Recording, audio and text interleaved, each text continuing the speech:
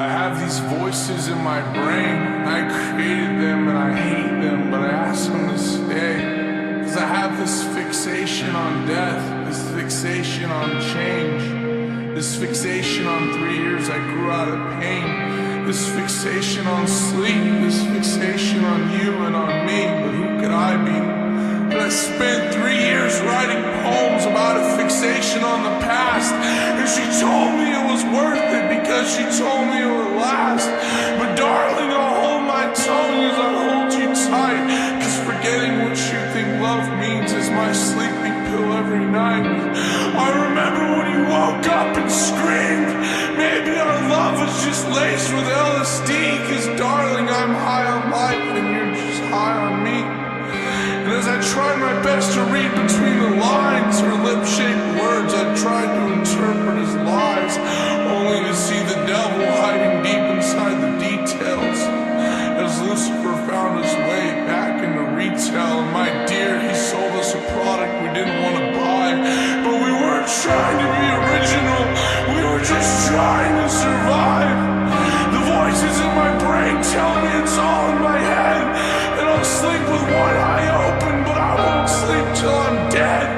Cause a fair assessment of existence is an inconsistent realist vision of selfish antics, reduced to survival of the fittest, defined by our ability to avoid those carrying any sickness. And these whispers in my head intensify to raspy screams, asking when my skull will explode so they can breathe.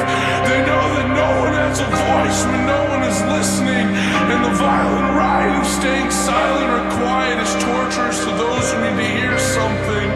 And that violence has its own sort of beauty, and you are my beauty, and you're my violent smile, and you are my violent prayer, and you're not my oxygen, but I breathe your air.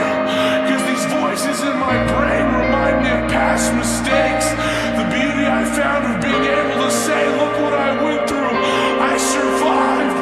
But is survival living, or survival just a placeholder for a vacant mind to cut off the threat, to coincide with the soil while their blood boils? Cause my biggest fear was never facing death, or even facing what happens after. My biggest fear was never facing anything like that. My biggest fear was waking up in that coffin with these voices chanting a chorus of remorse, a forced abort from the course I had chosen. And now I'm laying here frozen with fear, staring up at a splintering slab of wood paid for with my life savings, buried beneath the earth that grew the weeds that poisoned my family's feet.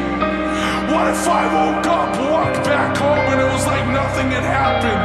We left your room the way you left it. We just scrubbed the blood stains out of the carpet. We just rubbed the mud remains out of your pockets. We just dumped the tough claims out of your sonnets.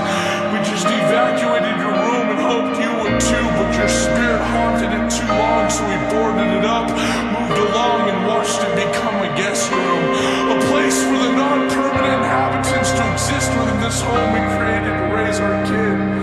That was my biggest fear, finding out something like that would happen, cause the memories that have come with this only cause everything else to hurt deep inside of this dismissed feeling I feel.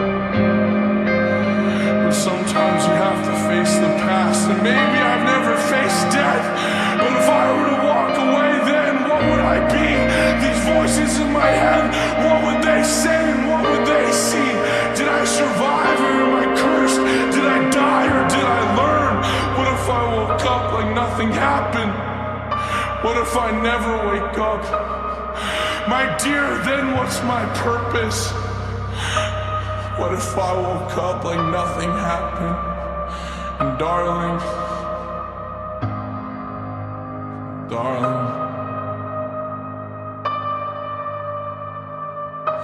what if you woke up too?